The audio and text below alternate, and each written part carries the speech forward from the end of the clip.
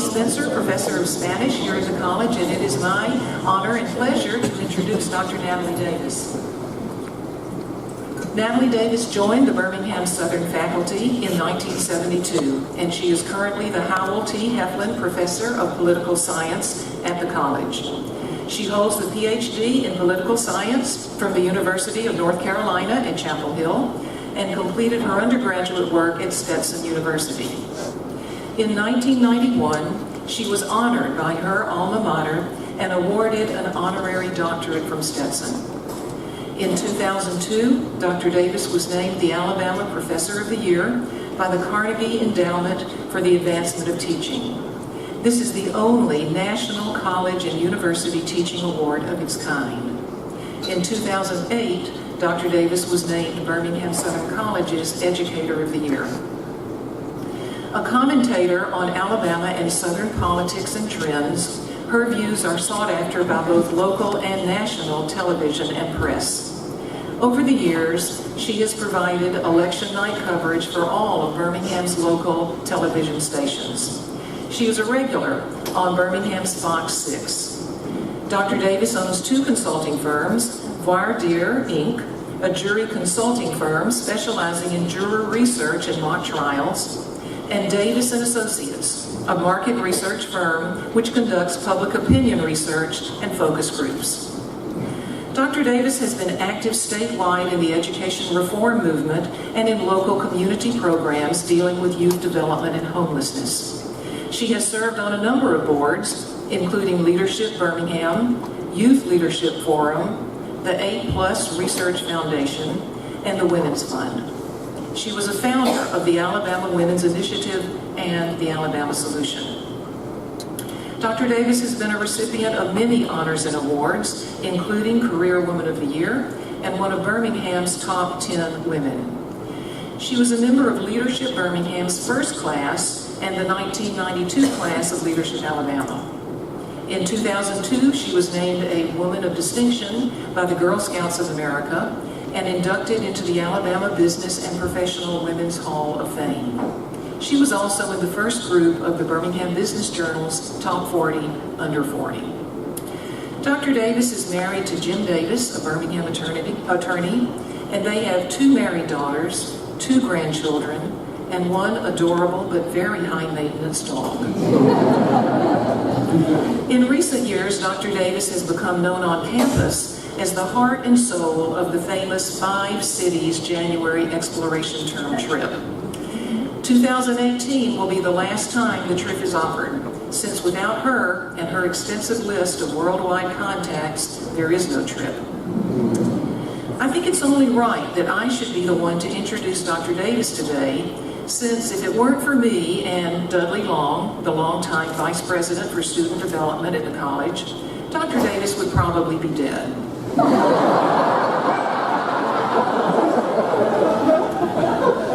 She was almost flattened on a London street when she looked right instead of left before crossing the street.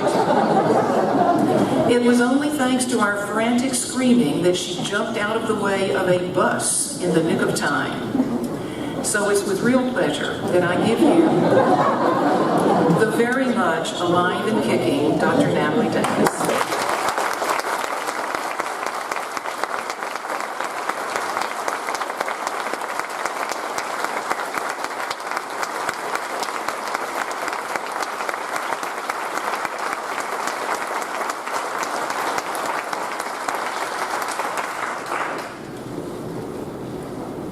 I just want to talk to you guys. I don't want to read this thing.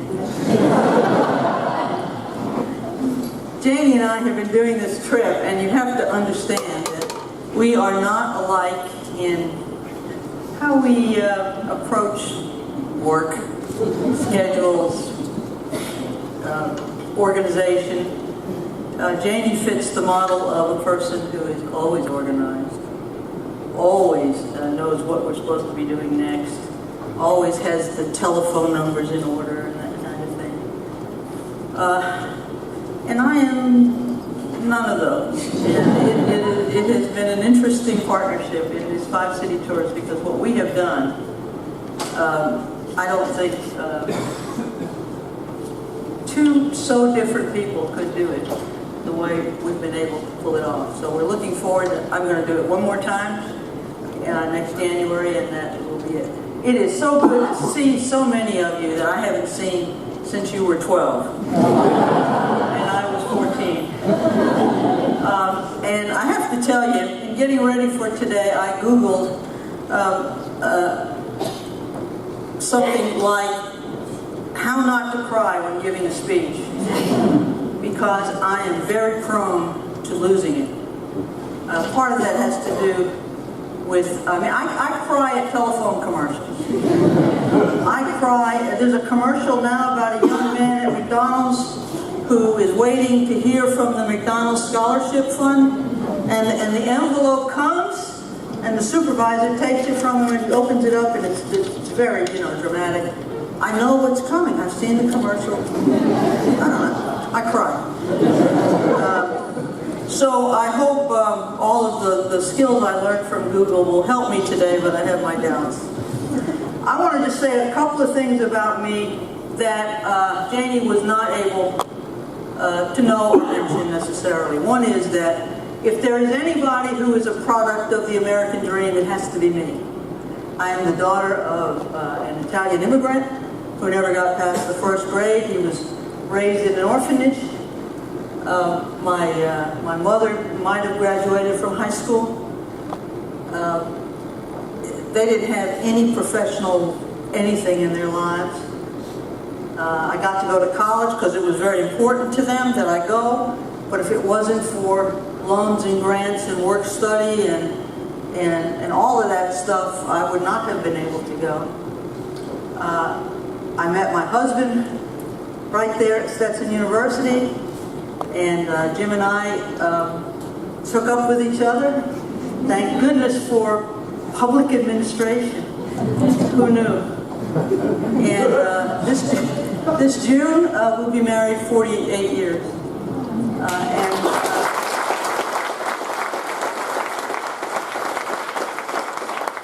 And we are still very much in love. And thanks to that marriage, we have two incredible daughters. Gwen, our oldest, who is not here, and I plan to take that up with her. And Tony Marie, who is here, and their wonderful husbands. And Gwen has given us two unbelievable grandchildren, Ella and Nate, who I was told was not named after me, but I sort of dismissed that as a fable. But they're usually referred to as the Madonna and the Messiah. And we're just about as happy as we can be as a family. And who'd have thought it? It's been a fairy tale. And I hope it's not really ending, but part of being at Birmingham-Southern has been being part of that fairy tale. Change comes hard. We all know that, and this speech represents a real passage in my life. And I'm really not sure what comes next. I have ruled out NASCAR and scrapbooking. I haven't completely given up on bingo. But when people ask me, well, what are you going to do? My answer has been, I really don't have to do anything. And let's just leave it there. I'll think of something. When I first came to Birmingham-Southern College, there was something called the break. Are any of you remember the break? A couple, yeah. Well, at 10:30, there were no classes from 10:30 to 11 every day. And it was a chance to go get a cup of coffee, to check your mail, and so on. And I remember distinctly when this building was the Snavely Center, where's Andrew? I see it. That there was something called a faculty lounge. What an interesting idea. And a lot of faculty showed up, and my office was actually in this building. It had been guest rooms. I had a shower, had a sink. I could play tennis, change clothes, all that. It was really good. And I remember going downstairs to the break time, and there were these old guys on the faculty. Now, I was 24 years old when I took this job. So anybody over 50 was an old guy. And I can still remember them. There was Hoyt Kaler. He taught physics. He had a pipe. You remember Hoyt? Well, and there was a guy named Bert Ownby who taught English, and Howard Creed who taught English, and O.C. Weaver.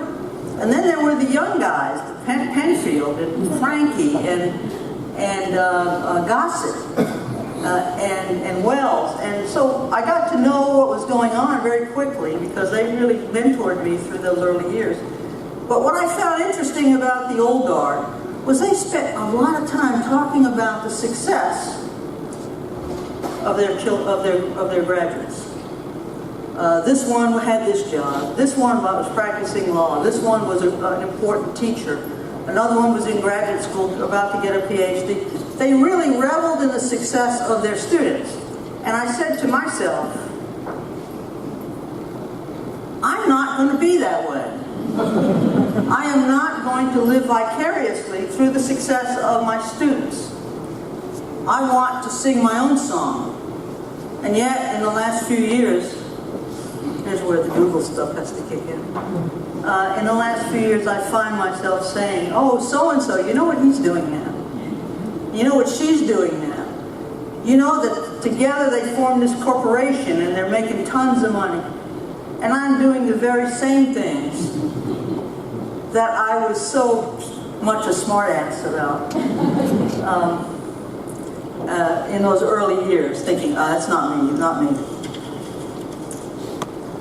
So I decided I was not going to build a career simply talking about the success of other students. And the truth is, I hope I did both of those things. My career really had two tracks. There was the traditional professor track, although I don't think of myself as all that traditional, where I saw my role as nurturing. Yes, I am. People say I'm not. I don't understand. Being a confidant, encouraging, pushing, pulling, doing all the things that in my mind would move a student to the next level. And then there was my own career, where I used consulting and community participation as a way to sing my own song. Oh, and then there was that Senate race in 1996, where I did everything right and still lost. But I'm really not bitter about it.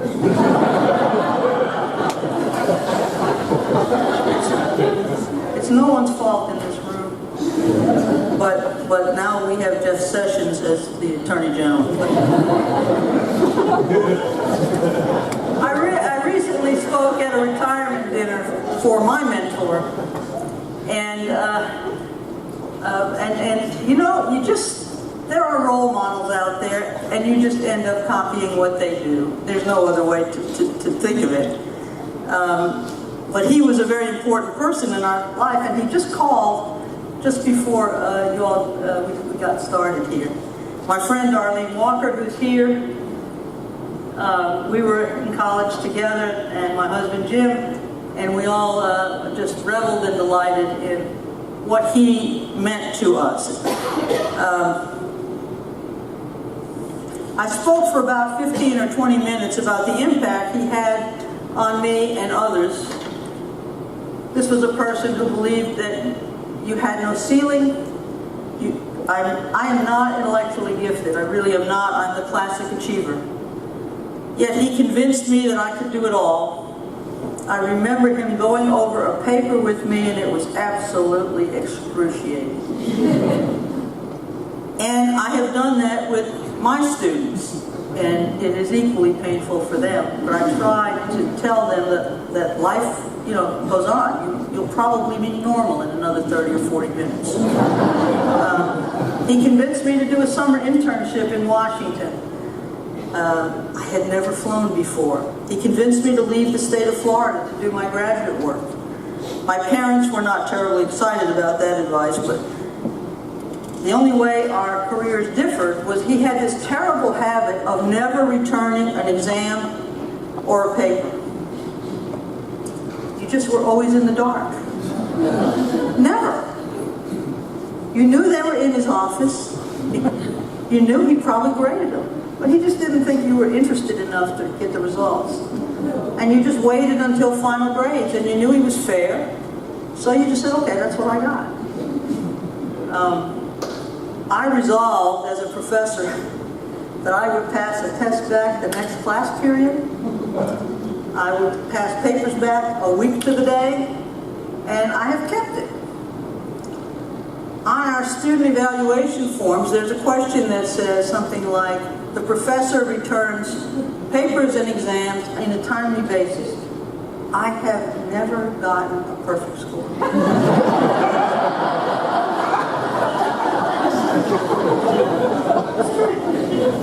What would it take? Would I give you the score before you took the test? I mean, it's just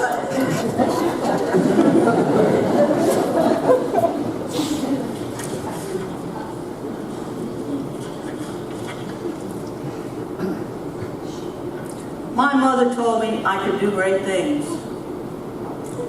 But this guy at Stetson, Dr. T. Wayne Bailey, made me believe it.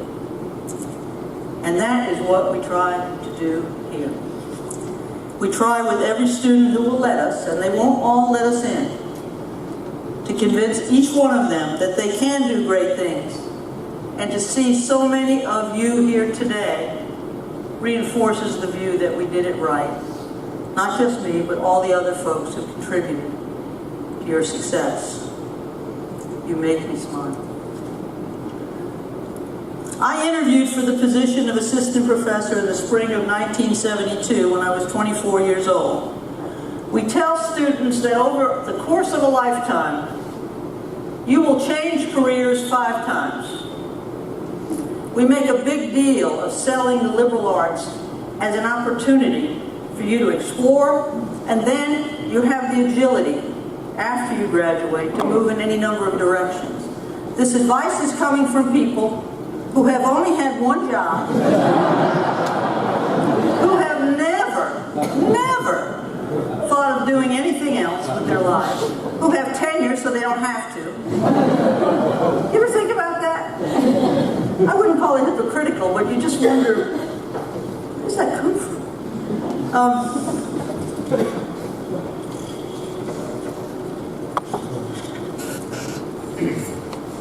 Well, you really shouldn't be making a final decision about career when you're 24, and we didn't think we were.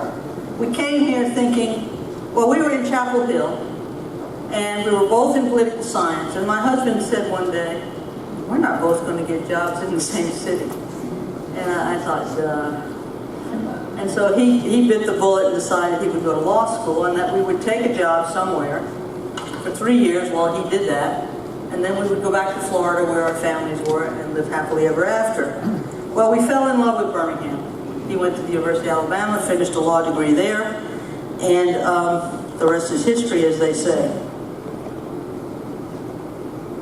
If someone had told me that a kid who was born in Yonkers, New York, who had a Jewish mother and an Italian father, and had moved to South Florida at age 12, would end up in Birmingham, I would have laughed out loud.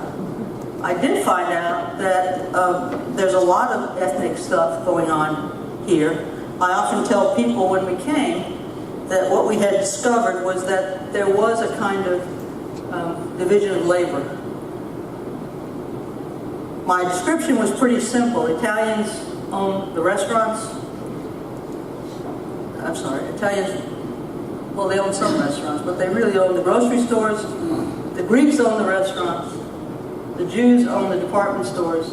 And the Protestants own the banks. And really, up until about 15 years ago, that was the case. Oh, and by the way, blacks didn't own anything. When I came to Birmingham-Southern, Richard Nixon was president. And as I leave,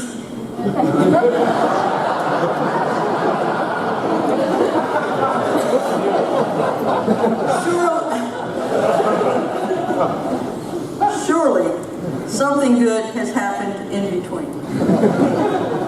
The heart of what I want to talk about has to do with 5 words that dominate my thinking on just about everything that is either political, cultural, social, or has to do with the economy.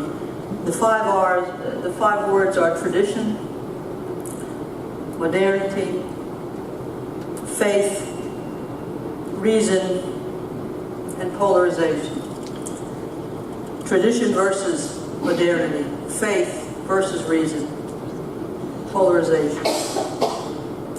We are living in a time where sides have been drawn. At one end of the spectrum are traditionalists, for whom faith and a steadfastness to what they believe to be right are inseparable. At the other end are the modernists, for whom change, reason, and a steadfastness to what they believe is right are inseparable. When you and I came through elementary school, we learned about the Missouri Compromise. That word compromise is embedded in our political socialization process. I'm not really sure I know what the Missouri Compromise was, but I know that I was taught that if you give a little and I give a little, we will arrive at something in the middle that optimizes, it never maximizes, optimizes our respective positions. That's the way America is supposed to function. Well, we know that America is not functioning. It's not only gone in terms of bipartisanship, it's gone in terms of intra-party conversations. The Republicans can't agree among themselves about health care. The Democrats can't agree on whether they want to be the Bernie party or the Hillary party. The inability to come together is not what we expect of our leaders. Moreover, we have fixed the game. I'm in the middle of all things, someone needed a poll tomorrow. I'm in the middle of putting a poll together on this special Senate election coming up. The people who are commissioning the poll are not interested in the Democratic side. There are 8 people running, by the way.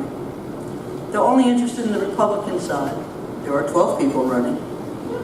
And they've already written off one party. And it's not, I can say, well, don't you think we ought to look at this? And I will, and they'll say, nah, not really.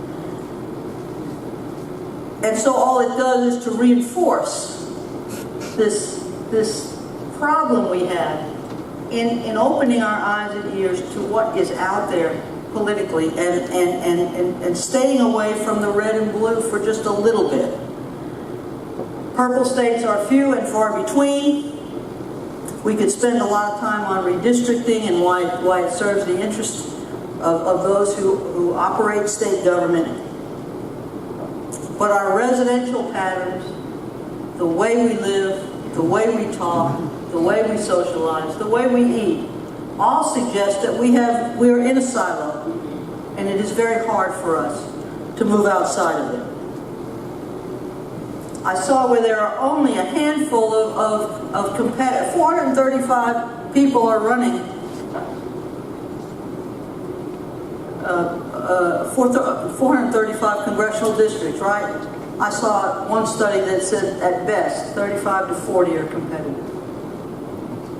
In another case, I saw the Cook report on Senate races. There are, according to Cook, no toss-up states. Oh, what do we need elections for anyway? Yes, is the answer. How do we begin to think beyond our silo to consider other options? I gave a speech a few years ago in Auburn. It was a Women's Day speech or something like that, and it was just, we were in the Iraq War for about a year, and the woman who was the local organizer said to me, she taught in the foreign language department, and she said, oh, I don't know, started Auburn now, I don't know a single person who is for the Iraq War. She said Auburn. War Eagle. Think about that. faculty world where people didn't differ on the question of the war in Iraq, or whether they liked or didn't like who was president.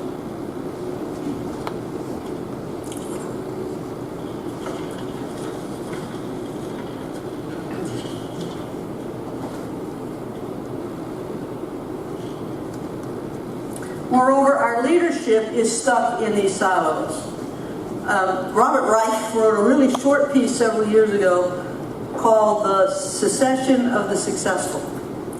And in it, he talks about people like those in our room, in this room.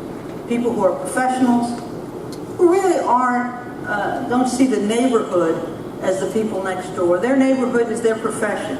The people they see at professional meetings, the people they call up to discuss this and that, the people they go to lunch with. Yes, they give locally, they support the symphony, they support the homeless. But they really don't get their hands dirty when it comes to their communities. So this was a liberal making this case. On the conservative side, Christopher Lasch wrote this interesting book called The Revolt of the Elites. And while he blames liberals for everything, he does make the case that that the good old days are gone, and he regrets it, where the guy who owned the hardware store would come down to the local bar and he'd find that boy who was always in trouble. And he'd say, "Son, I got to talk to you about stuff." That those days are over too. That's the way communities were supposed to operate. Both of these folks make the same argument, and that is, where is the leadership that can bring community together? I wanted to look at a little bit of data, because that's what I do, and just to show you how divided we really are. Bob, where's Bob? He's locked up. Is he here? Bob and I teach this course called Research Methods, and each spring that course puts together a statewide survey. It's a professional survey. Half of it students do from a central telephone bank, the whole thing, and the other half comes from online resources. And in this particular one, we asked the question, do you approve of the job President Trump is doing as president? 60%, this is all Alabamians now, 60% approved of the job he is doing. This was in mid to late March, okay. Before all this stuff happened. Well, it happens every day, but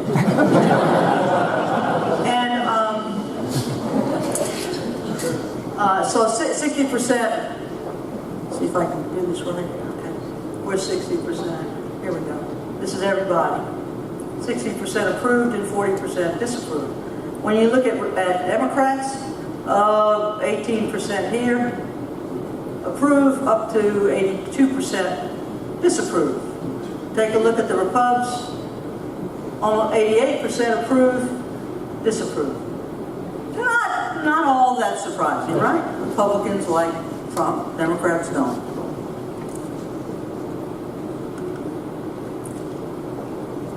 You can be looking at that while I talk.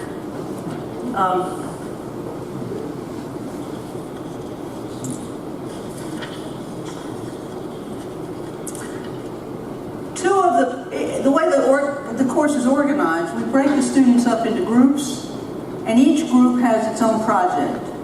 They write the questions for the survey, and then we pool them all together into one survey, so they each have about, in our case, each case, about a fifth of the stuff. There were 2 papers on fake news.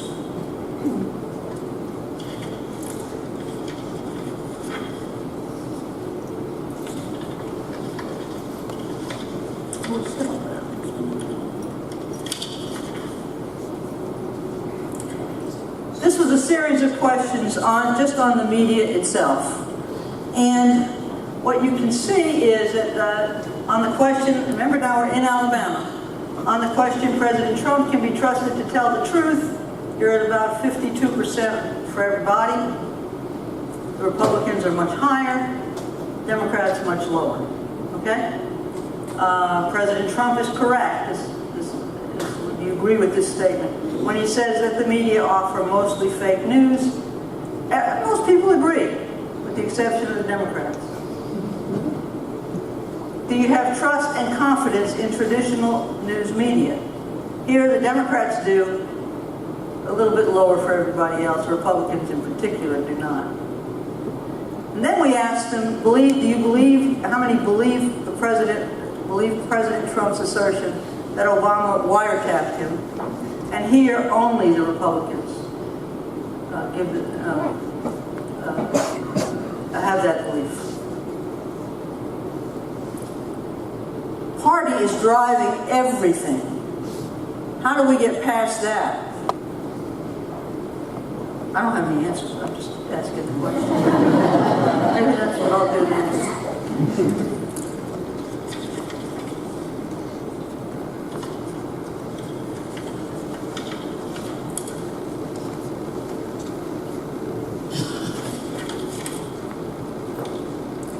Then there's a series of questions on some stories that may or may not have happened, that we heard about in the news, but, you know, some believe it and some don't. So we gave them this scenario, this story, where Donald Trump said he won more electoral votes than any other candidate since Ronald Reagan.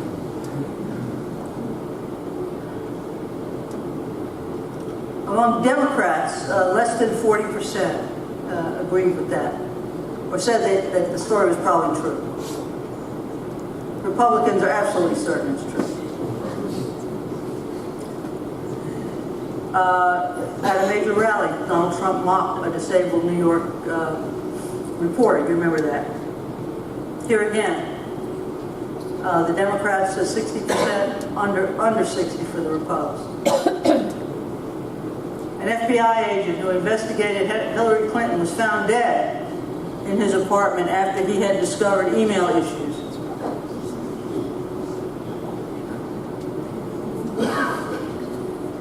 Never happened. Hillary won the popular vote by about 3 million votes. Everybody says that was true. The Republicans were less likely to say so. And this was my favorite. Pope Francis endorsed Donald Trump for president, while nobody really believed that. He's meeting the Pope, though, this week, right? But look, the Republicans were way ahead of the Dems on that one. Wow. You know, it isn't by accident. These party labels clearly mean something.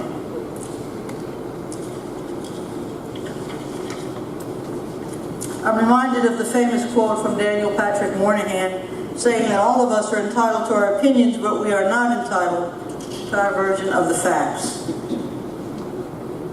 We apparently think we are entitled to our version of the fact, the facts. And if you think this is new and different, it's not. There was a piece written by Nate Silver in the last week. Anybody see it? It was in his 538 column, where he says, you know what? You can go back to Watergate, and you find the same level of polarization, and the only people who moved during all of that, in terms of elected officials, were moderate Republicans. You can go to impeachment of Bill Clinton, same level of polarization. The only people who moved were some moderate Democrats. Now, whether we will see some moderate Republicans move in this, if this goes any further, I don't know.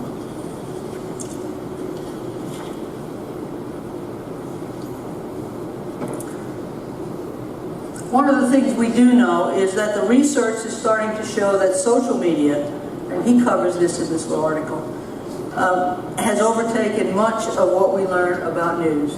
And social media has a point of view. Consequently, fake news is not fake for most of us. We screen in and screen out what we want to read, believe, and see. In higher education, we're beginning to see this in a way that is hostile to what we stand for, and that is the idea of banning speakers from our campuses with whom we disagree. If that's what we have come to, we are in serious trouble. We talk about having trigger warnings in our syllabi, noting that which of our readings might be offensive, might be different from what I think. We talk about trigger aggressions that we hope we can avoid. I'm not an expert on any of this, but I know bad education when I see it.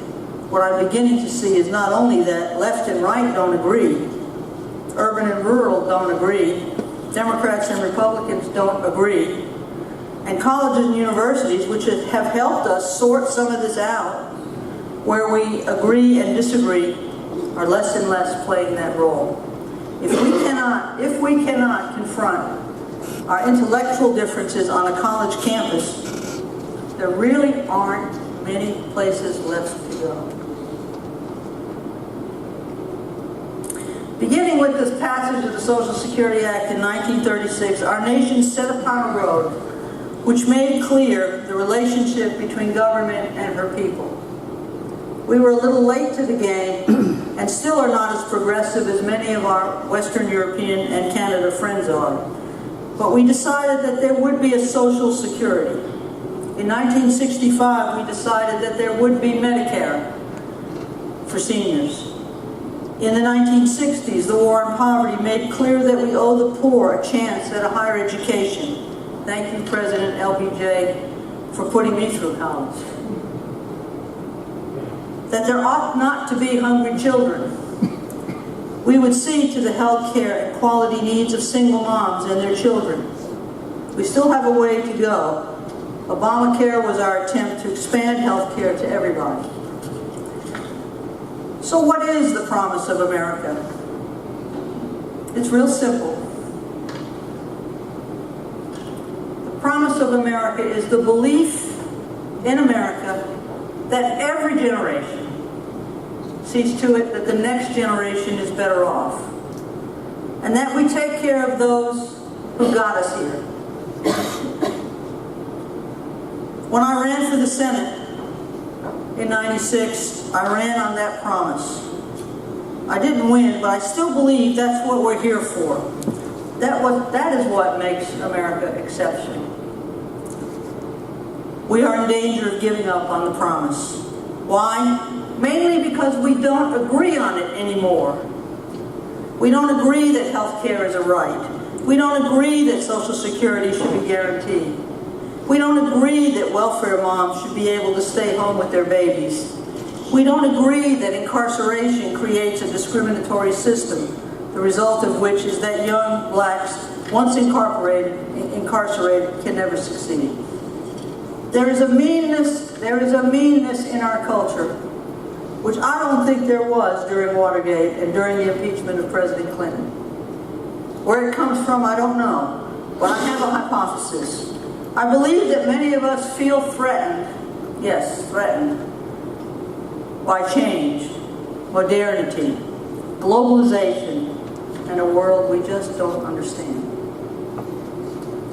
We're scared of new stuff. We cling to tradition and faith in a way that closes us off from the future. I'm not knocking it personally. There is a comfort level in things past. You may remember a book by Thomas Friedman called Alexis and the Olive Tree. It's a book about globalization. In an olive tree society, tradition dominates. Olive trees are rooted. And so things that made us great are things we want to hold on to. The Lexus culture, on the other hand, is the new and shiny stuff. It's high tech. It's global. It emphasizes economic growth. And it's typical of advanced Western, urban, educated, affluent, secular societies. Olive tree people are parochial.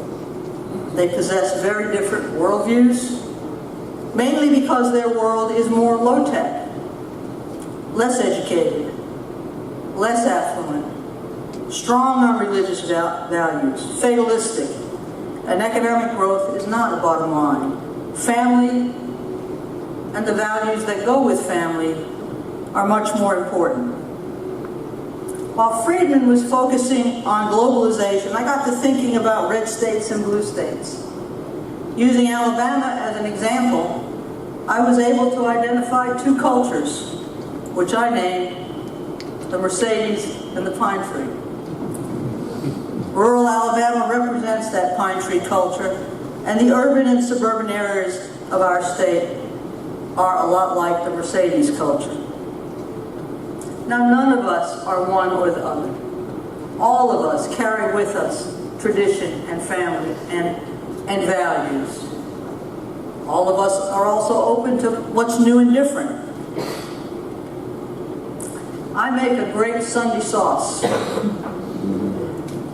Some of you have had some. I got that from my father, who was the cook. He got it from his mother. Gwen and Tony, well, Tony. But her husband has used my Sunday sauce. Tony's the cook. It's just part of who we are, right? There's no reason to give that up. And we shouldn't.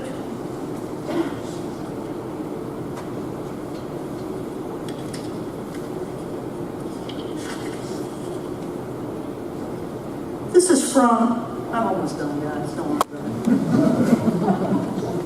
This is from Friedman's book. It shows a Hasidic Jew at the Wailing Wall.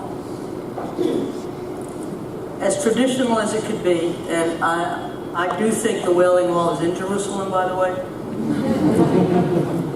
What's he got over here is a cell phone. He has his cousin in Paris on the line so that they could pray together. The Lexus and the olive tree come together. And that's the way most of us are. Maybe we're not Hasidic Jews, and maybe we're not quite as religiously fundamentalist as this person is. But we make use of all of the things that make us individuals and in communities. In 2002, a friend of ours who's here today, daughter, was married in the Episcopal Church downtown. I was struck by the priest's comments to the young couple. He had them look at each other. He said, "Look at each other. The person you are marrying today will not be the same person tomorrow. In fact, that person will not be the same person 5 years from now, nor down the road. And you will have to deal with change in that person as you go through your life together. People change, and you must be willing to accept those changes and adapt to them." A week later, our daughter Gwen was married in the Catholic Cathedral downtown, and the priest turned to Gwen and Dave and said, "I want you to look at each other. Because the person you are marrying today will be the same person tomorrow, a week from now, and 5 years from now. That person will not change as you go through life together, and the things that drive you nuts about that person will drive you nuts 10, 20, 30, 40 years from now." My husband and I understand that well. People don't change, he said. Naturally, my husband and I were struck by the irony of these two different perspectives. The truth is that both priests were right.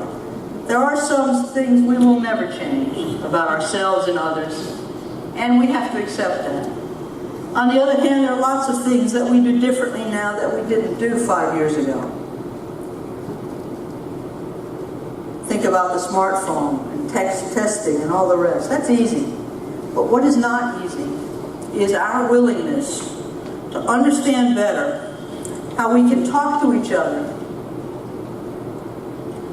when one of us is more of the pine tree culture and one of us is more of the Mercedes culture.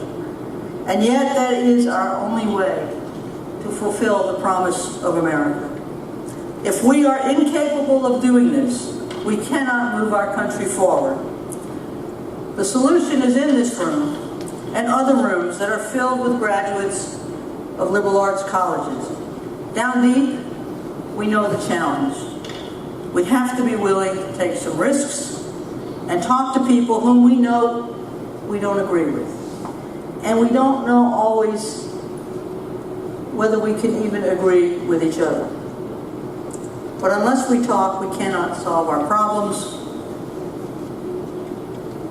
Do we still have a consensus on the promise of America? Do we still believe that we have an obligation to the next generation, even if that next generation doesn't look like our generation? Do we still believe that we owe something to the people who got us here, who brought us up, who made sacrifices so that we could sit in a room like this one? If the kids we teach now don't get this, don't get the promise of America, it's just gone. And in my mind, America is gone. The promise of America is not just some value-added characteristic of what it means to be an American. It defines who we are. It is a promise we are all obligated to keep. Forward, never.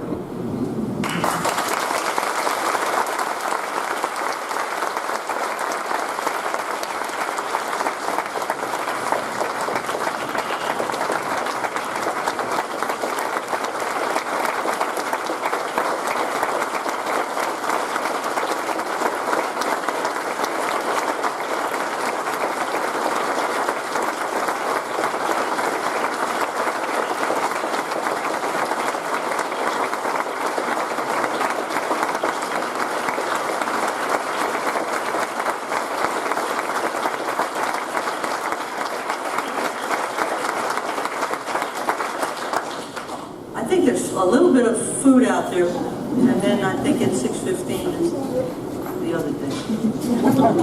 You all were terrific. I cannot tell you where these